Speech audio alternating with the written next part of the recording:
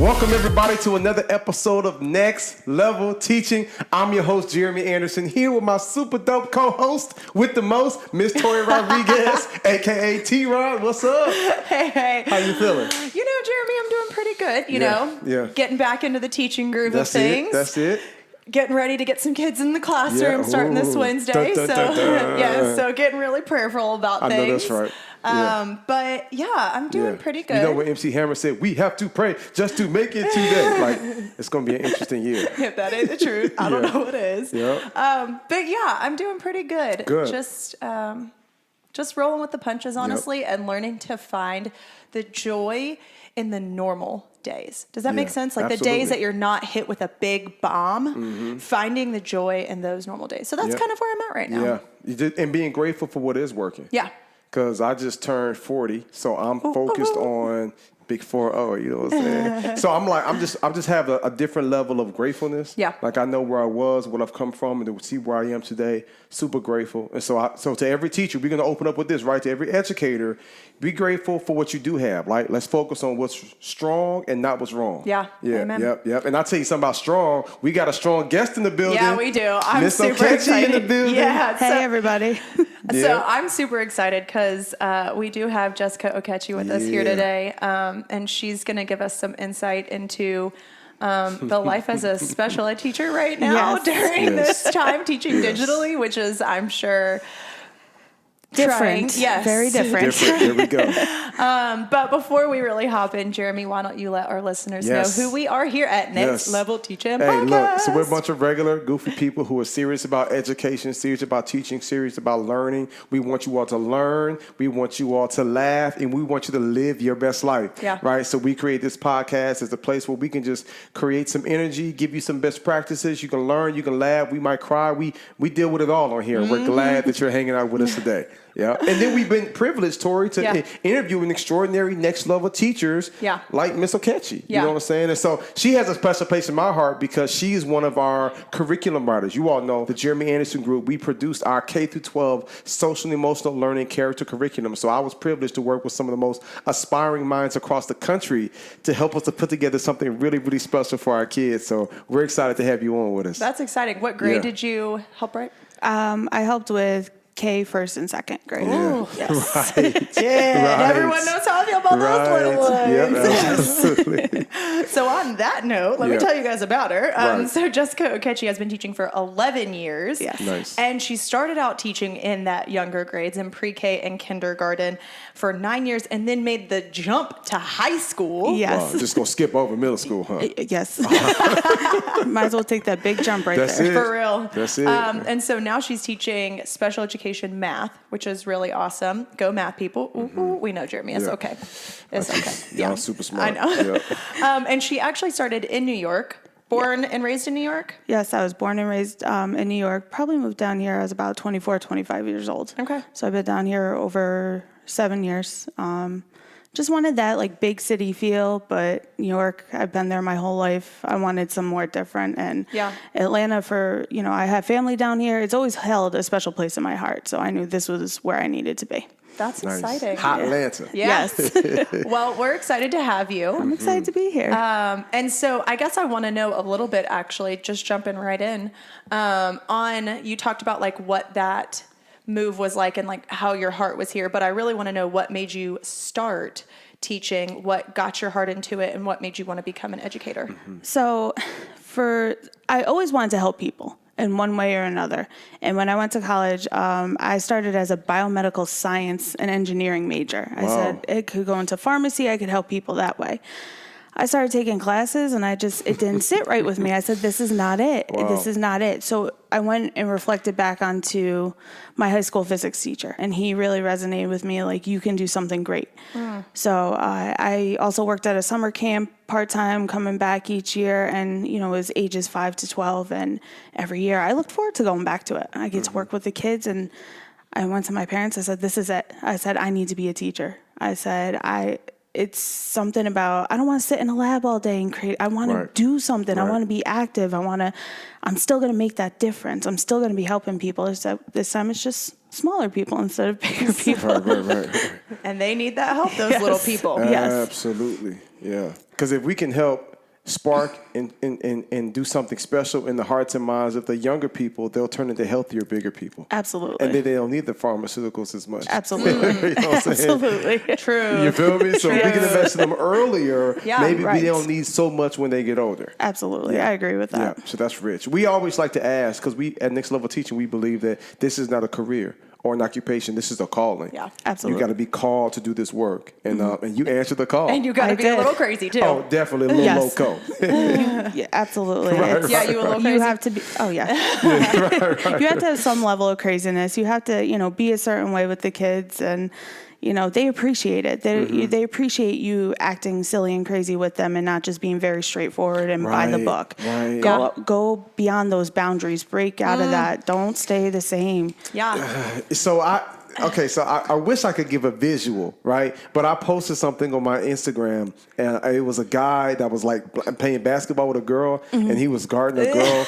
And as she was like backing up, he was like behind her, you know what I'm saying, like pelvis area, kind of behind her. But I said, this is how me and my wife play basketball. It was just a fun joke, you know what I'm saying? And, because we're married, right? So, Of course, like, we have sex, right? But there was one teacher out of so many comments. One teacher was like, I heard you speak, and it was amazing, but this is just so inappropriate, and I can't believe you would post something like this. And I'm like, they're playing basketball. It's a joke, A. B, I'm a grown adult with my wife. Right. And so, but I thought about her, and I was like, you know what? She's probably the type of teacher who takes everything so serious and is so uptight. And so if you could just take that, never mind. If you could just loosen up a little bit, absolutely. You know what I'm saying? Maybe remove some things from some places and just relax. Let's just have fun. You don't have to be so uptight. So I can appreciate you saying that. And honestly, you look at social media today, you look at TV, you look at the movies. My goodness, come the on. amount of stuff kids are exposed to, They need to be even kids. unintentionally. Yes, there it is. It's not coming from the classroom. It's coming from everything else around us, you know? And I agree. The silliness, the not staying straightforward, kids appreciate that more and they remember it more. Yes. I am very honest with my kids. Sometimes they'll ask me a question. I'll look at them and say, you know what? I don't know, but I'm going to find out for you. Wait a minute. Yes. Wait. That's a conversation we need to have. Let's go there. Because I have had so many educators that, and I'm sitting back when I'm doing like an observation, or maybe like the principal is like, so this is the classroom, that's the classroom, and I'm like, I have some time where I can engage, and I'm thinking like, well, I can tell you're BSing. Why don't you just tell the kids you don't know? Yeah. You know what I'm saying? So it's refreshing to hear you say, hey, I don't mind telling them I don't know, but I'll get the answer. Exactly. I mean, I've had 5-year-olds ask me questions, and I'm like, and I don't want to give them false information. Why do that? Yeah. Why give them all of that when I can be like, you know what? Let me look this. I have stopped a class and Googled something to look it through, or have asked another teacher just to make sure I'm giving them the right answer. Well, and I think that it's also important because it lets students know that we are human beings. Absolutely. Exactly. I am not a robot. I am not a robot, and I cannot regurgitate all of this information. I am not a walking encyclopedia. I'm a human being. Right. And I have a life outside of this place.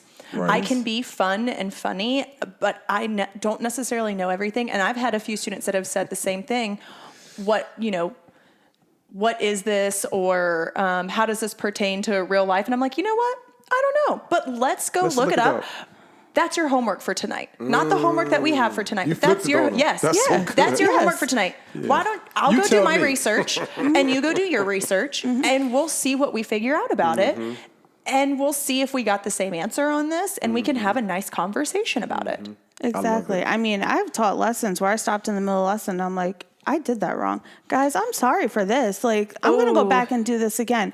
Like you said, it makes them realize we are human. We make mistakes and we're not going to know anything. And then it teaches them too, I can research this stuff. They're like Google. I've had my high schoolers research things. Look it up. You have a phone in your hand. Put it to good use. Right. I know you got your phone anyway, so stop playing. Yes, in the age of technology and in the age of information, we just live in this world where we kind of lack information, honestly. And I think that that's so frustrating from a teacher's perspective, because I do have students right now as we're teaching digitally and they're like, how do I do this? And I'm like, look it up. Right, look it up. How do you think I figured it out? Right. I looked it up on Google, on YouTube, on something. Like, hello. And when you tell a kid, like, I don't know, like, let's figure it out together, it lets them know. Or when you say, hey, I made a mistake, let me fix that. Wasn't the right way. It lets them know it's okay to make mistakes. Exactly. Because a lot of the students, they feel like the teachers are this high-powered, authoritative figure, but it's like, hey, but we're human too. Yep. And we make mistakes. And I don't want that. I mean, my students always know, they know, okay, she's being serious right now, we need to be serious. And then they know, like, when they could be playful, but I want them, you grow from your mistakes. Right. Yes. I've made mistakes all my life. I continue to make them. I am human. Right. You are going to do the same thing, but I look at it and I learn from it. Learning object lessons. Those are so good. Yep, those real relevant ones. So tell us, right? So you've obviously, with you being, in special ed, right, and working with all these different kids who are struggling, tell us about that kid that, like, almost drove you crazy, that made you almost say, like, you know what? I think I'm out of here. Yeah. I think I'm going to go back into, saying biometrics or whatever. Like, tell me, I'm sure you have a few, right? But if you can kind of tell us about that one, and then what made you not quit? Like, it was the almost breaking point, because clearly you're still here. Right. Yeah. So, we have special kids throughout all grade levels, and this is taking me back to kindergarten, and I wasn't even in the special ed class at this point. I was just a regular gen ed teacher, and it was just their behaviors nonstop. And I'm trying all these different things, and as a teacher, if you don't see any results, you're like, what am I doing wrong? What am I doing wrong? So finally, I'm learned more and more. It had stuff to do with his home life and things of that, and I actually got to talk to one of his guardians, and we sat down, had a conversation, and I'm like, now this is making more sense. Now this is making, like, okay, I'm understanding these things more and more.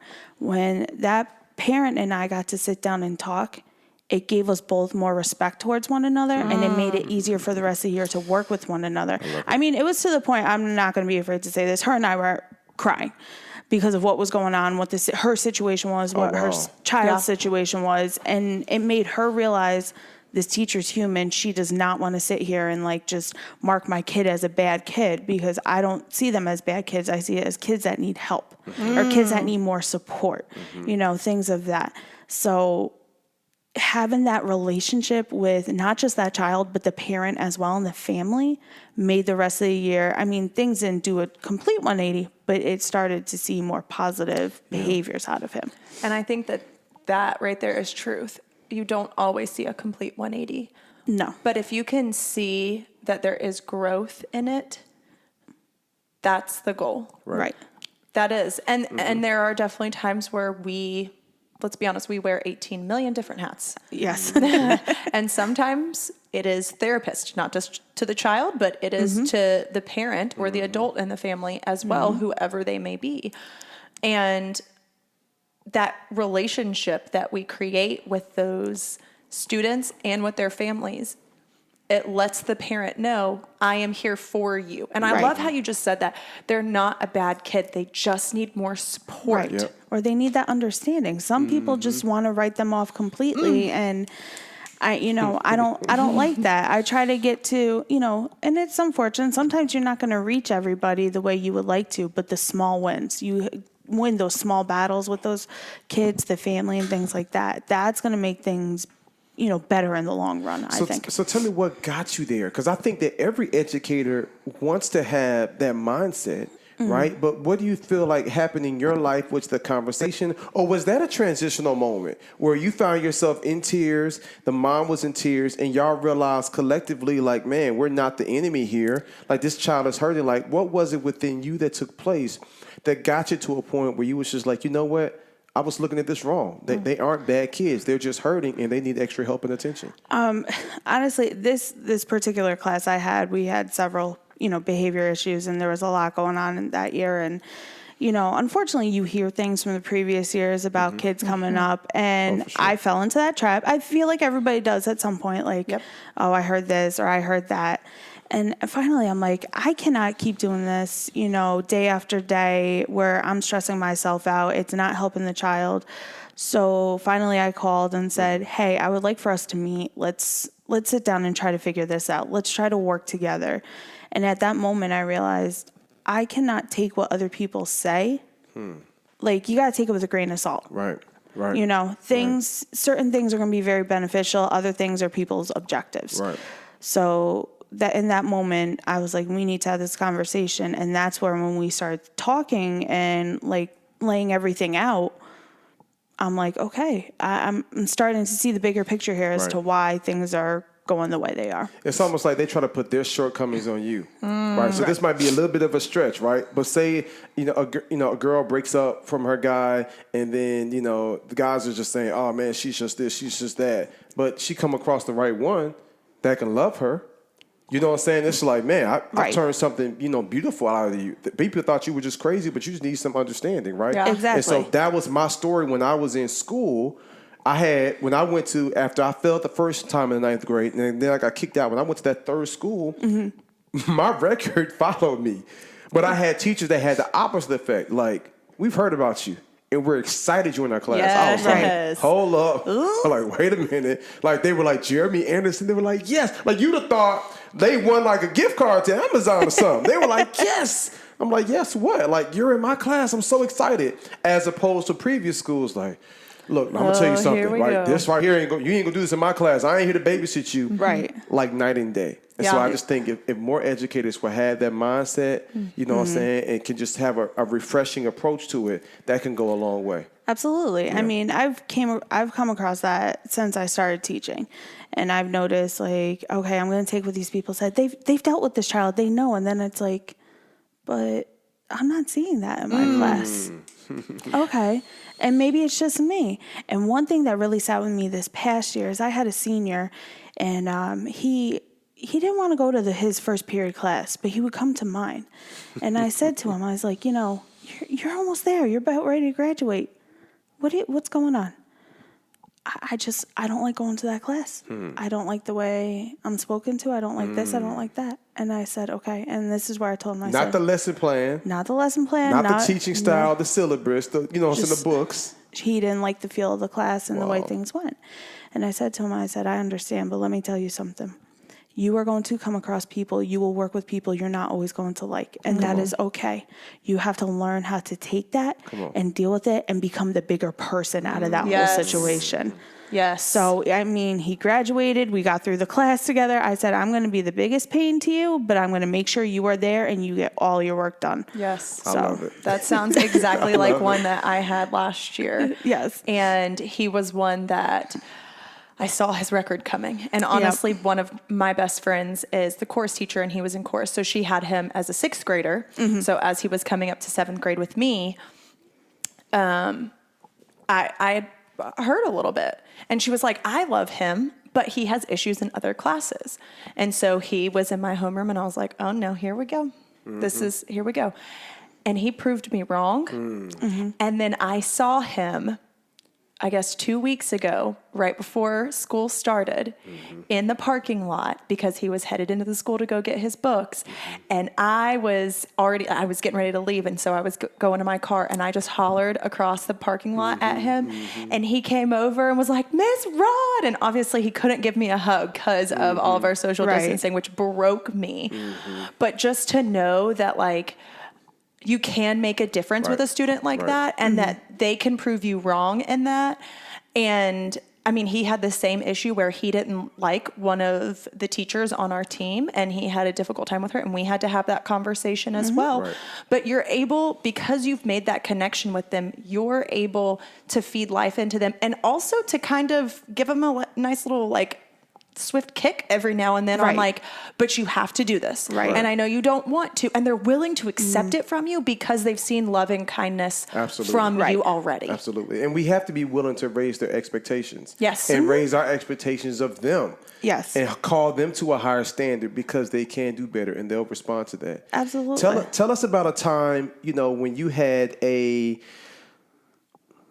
almost moment, maybe it wasn't with a student, maybe it was with a staff member or admin, where you almost felt like, you know what, I didn't sign up for this. Like, this is not what I'm here for. Like, I want to make a bigger impact, but maybe you dealt with some challenges there.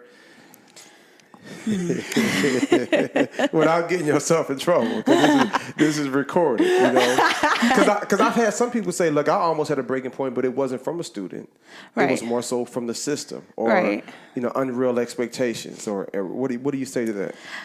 I mean, you're not going to get along with everybody. And that's just life. Mm-hmm. Some people just have too many different opinions or, their teaching styles are different and things like that. And that is fine.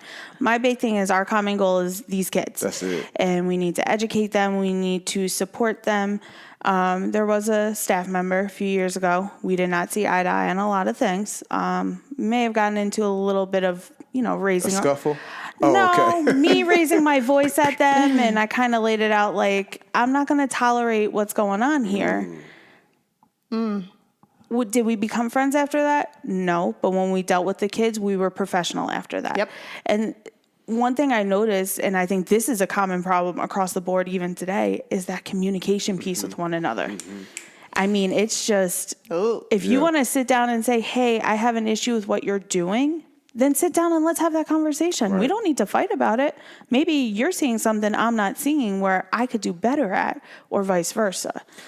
So I imagine it's almost like if I'm a patient in the hospital and the doctor sees my labs, but then he sees what another doctor might have said, they sometimes have to communicate and share notes to say, well, I took a EKG here, well, I took a CAT scan, well, when this MRI result shows this, to work together. Let's move past our egos, because I might have missed something that you'll catch that's going to put you in a better position. Right. And so I think if we can be intentional and to humble ourselves exactly, and be willing to have that conversation and communicate for the greater good of the kids. I mean, it's ever since I started teaching, I've had a paraprofessional in my classroom because, either with state mandates or they're young or special education.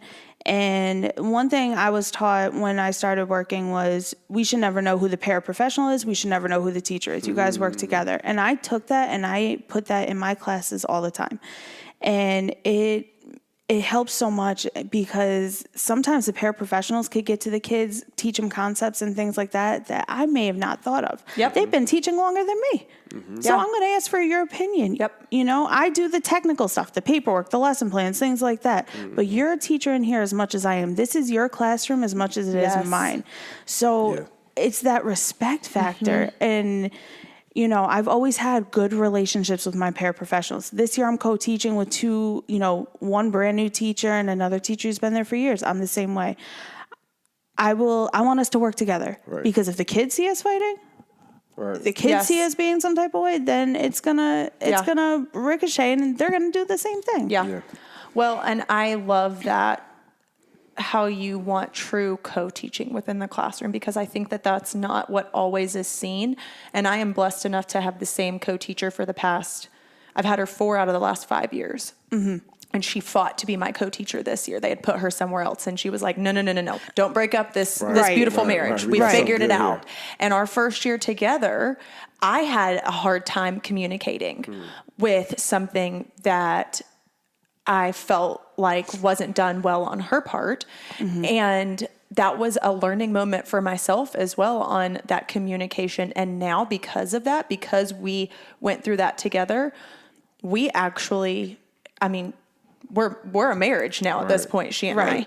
And I love that. And I love the fact that you are willing to put your pride aside on, this is my classroom. Yeah, I just don't like that. I don't. Right.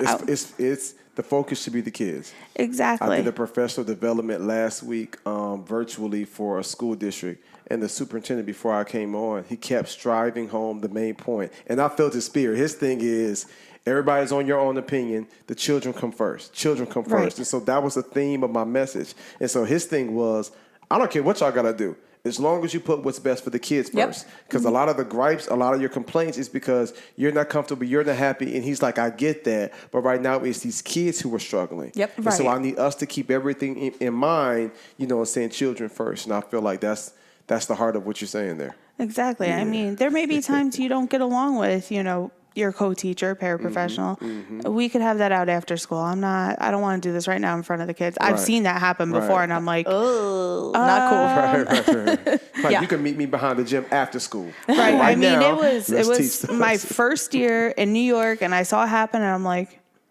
and I looked at my paraprofessional, and I said, we're not doing that. Nope. Right. Nope. Well, I'm not seeing that. I think about parents and like coming at it as a united front. Right. And you have to have that united front. Even if you don't agree right then and there, you better figure it out real fast on what your united front is and go with that. Right. All right. So I'm going to switch it up real quick. Okay. And I'm going to throw one at you that you might have to think about for a moment. Okay. What is your most embarrassing moment in the classroom? Do you have one? Oh, she's got some. I got some. Keep I have 100. Especially with kindergarten and pre-K, you got to have something, right? Oh my goodness. Yes. Just, I don't want to say, it might be a little gross, but Come on, pre-K kids, we're doing circle time. We're sitting there. It's after, breakfast. We're doing our circle time calendar and everything. This kid comes up to me. Miss Whited, that's my maiden name. That's what it was at the time. I'm not feeling too good. Okay. Why don't you go to the bathroom? We had a bathroom in our classroom. Couldn't even get 2 steps. All right next to me. wow. I was like, oh my goodness. Wow. And the kids just laughed, and I'm like, what can you do? Yeah. Just take it. You can't be mad at a kid. You can't do this. So I was like, okay, so cleaned it up, and that was that. I mean, they don't pay y'all enough. They don't pay y'all enough for this. No. What happened to that $1 million salary that they were talking about in March? Right. That's what I want to know. So tell me this here. If you could change one thing about the educational system today, if you could change one thing and say starting next year or starting right now, this would be the one thing you would change, what would it be? Oh, there are so many. I know. But the mental health thing right now is the biggest one. Come on, give me some. And that was even before Corona. I mean, you look at 2020. First of all, we all know 2020 it's ain't for the birds. It ain't it. But between for the birds. Corona, the social injustices going on, seeing people dying and things like that. Our mental health in school systems was not as strong before. Right now is where the kids need this the most. Not just the kids, but the teachers as well. Yeah. We went from seeing kids 5 days a week in the classroom to being virtual and to things changing every single day. I can't tell you how many times we get emails from our principal. Hey, this is the new thing. And, talking to him, he's like, I just tell you guys as I'm getting the emails. So it's like, it's just stressful. It's like everybody's trying to figure it out.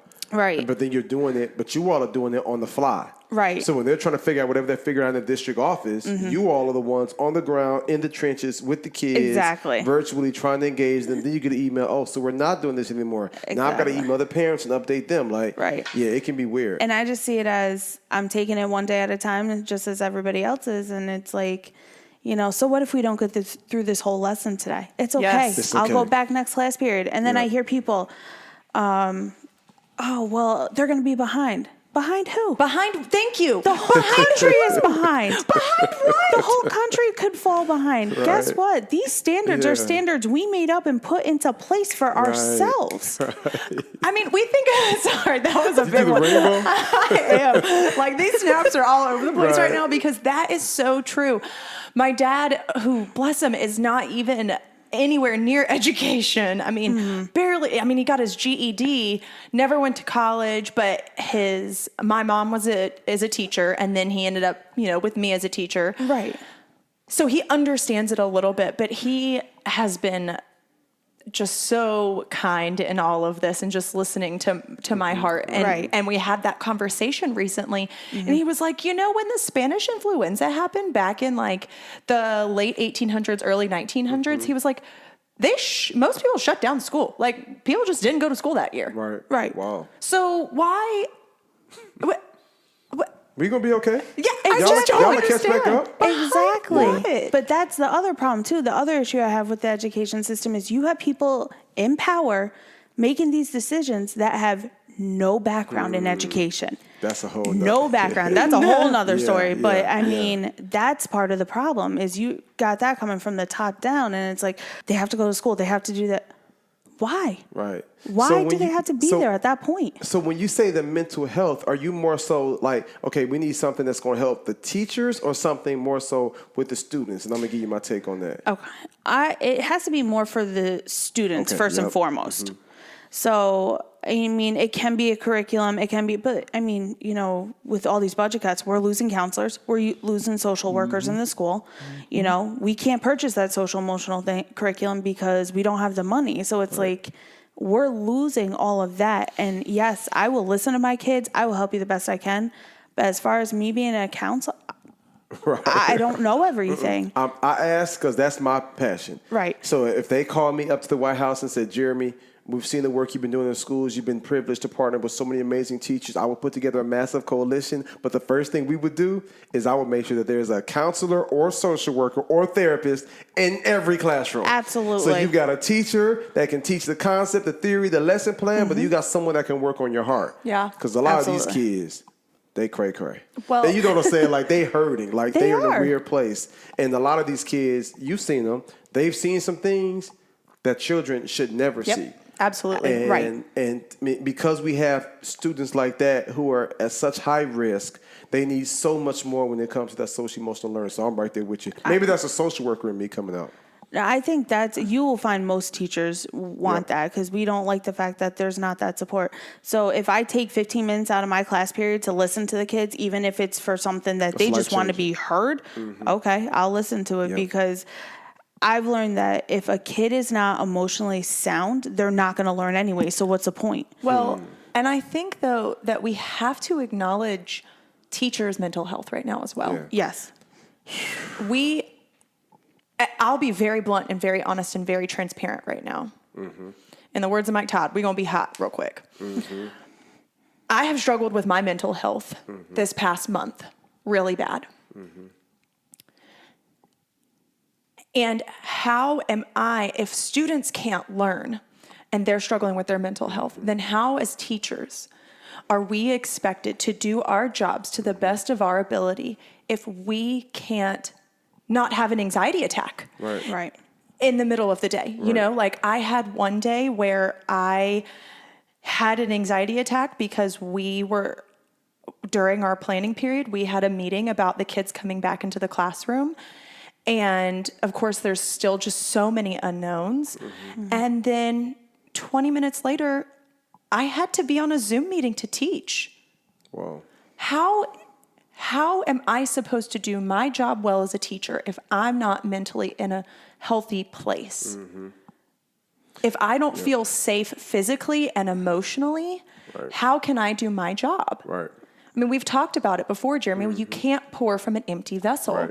And so I think that that's something that we really have to discuss because there have been so many conversations at board meetings that I have watched recently where people have talked about the mental health of these students. And I am 100% with you. Right. I'm not saying that my mental health is more important than theirs. I'm not saying that. Right. But I'm saying that people are not talking about the mental health of teachers right now. And the fact that they're having friends whose significant others are dying from this disease. Right. Mm. And then they're expected to walk into the building where this disease could be present. Or they went through social distancing and isolation, March, April, May, June, July. Now August is in. And right when you thought you could be around your parents who are older, now you can't because I have a bunch of kids coming into the classroom. And I don't know if I could contract something and I can afford to give it to my parents who are in their 50s, 60s, 70s with pre-existing conditions. Yeah, so it's a lot. And then you have those like Ryan's wife. You all don't know this, right? But Ryan, that's my right-hand man. He's a part of our team. Yep. He's the producer of the podcast, audio engineering, all of that. Episode His 1? Wife, episode 1. Yeah, he was on episode 1.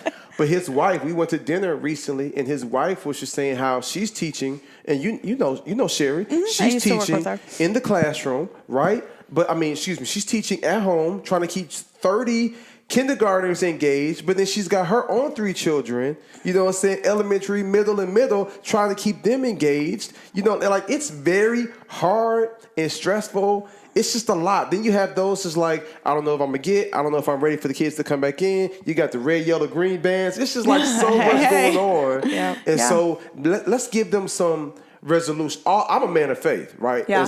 We all know, right? And so we all are.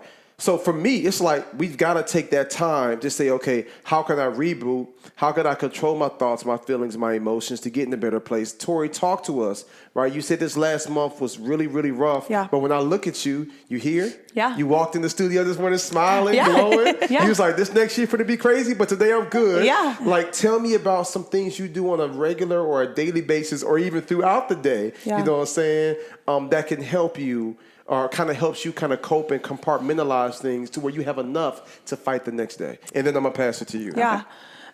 So a few things that I have done. First off, I've gotten help. I had to put my pride aside and realize that I can't do this on my own. And just because I'm struggling doesn't mean I'm failing. And it doesn't mean that I am a failure because I need help. That's okay. That's right. And so if that means that you need to go see a therapist, if that means that you need to get on some sort of medication, that's okay. Right. It can be temporary. It doesn't have to last forever. And I think that that's something that I've had to realize is that that's okay. Right. I also have gotten in the Word a lot.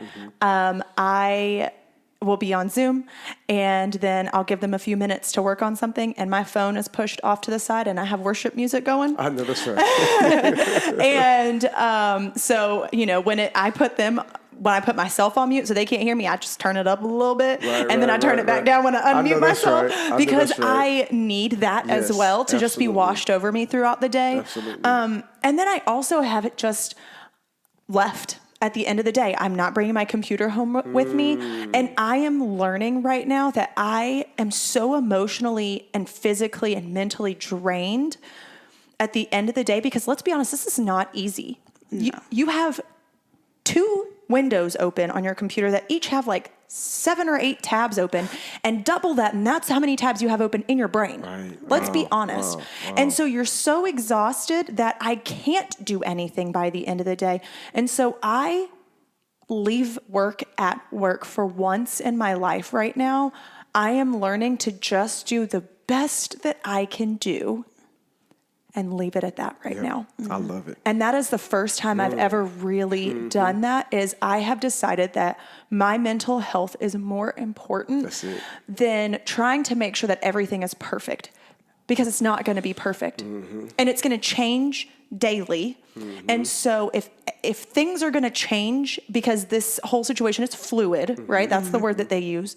Then I'm not going to stress myself out to plan 2-3 weeks ahead of time when I don't know what's going to happen 2-3 weeks ahead of time. Right. And even the words say that. It said, yesterday gone. Yeah. Don't worry about tomorrow. It has its own challenges. Yes. Just focus on today. Yeah. Right. And you should be able to sleep good at night knowing, hey, I did what I had to do today. I ain't get everything done.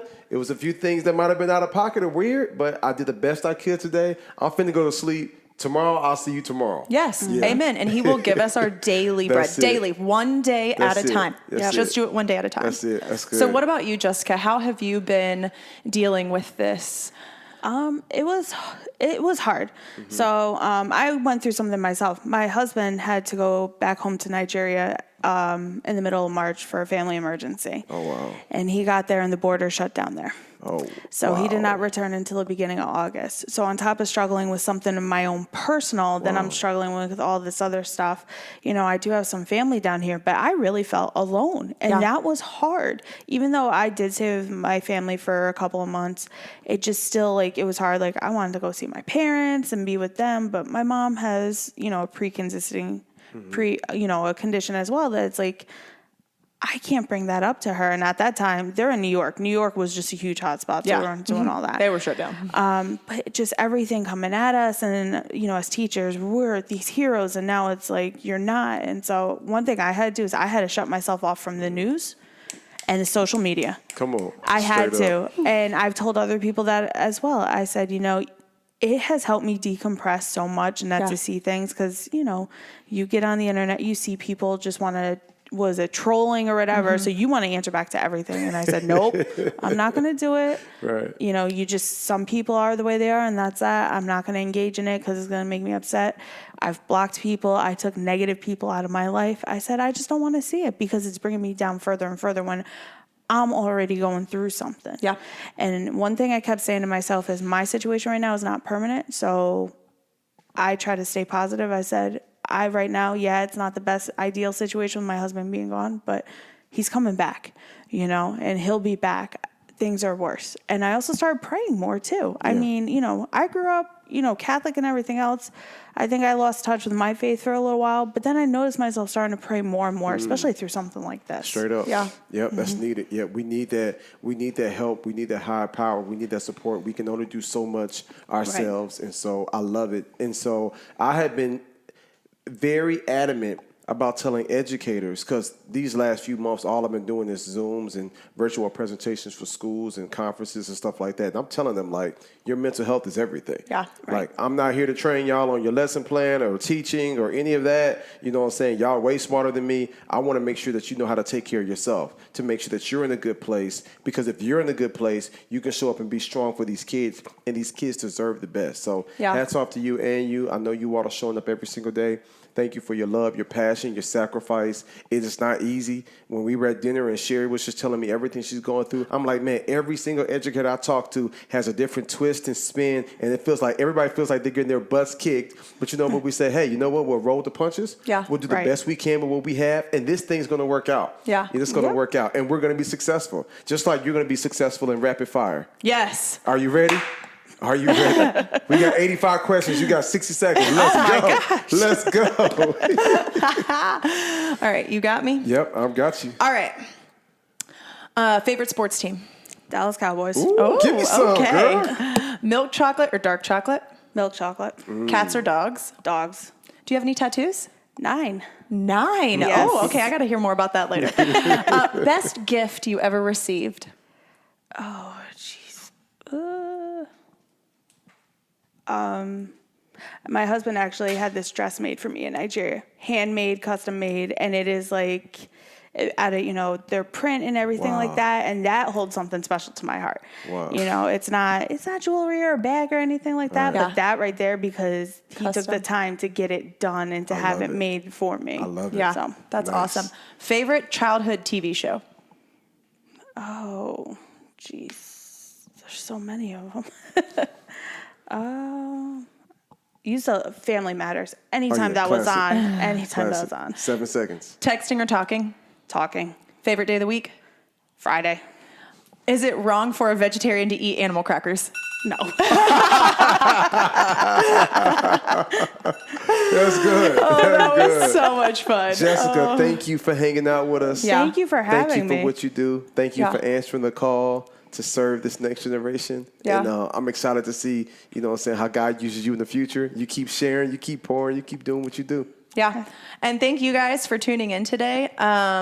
We hope that you guys will follow us on Instagram and Facebook. Also, don't forget to check us out. If you're just listening on the podcast, remember that we do have this on YouTube. And don't forget to leave us a review. Do we want to read a review? Yes. Yes? I can pull a review up. Awesome. And Give then, me just a second. absolutely. Sorry. And then don't forget, you guys, with that review, let us know what you want to hear more of, what you loved, what you maybe didn't love. And don't forget to give us that 5-star rating. 1, 2, 3, 4, 5. And don't forget to subscribe so you don't miss a single episode. Yes. All right. And I am looking for the review section on our Sorry, I put him on the spot. It's okay. On that It's one. coming.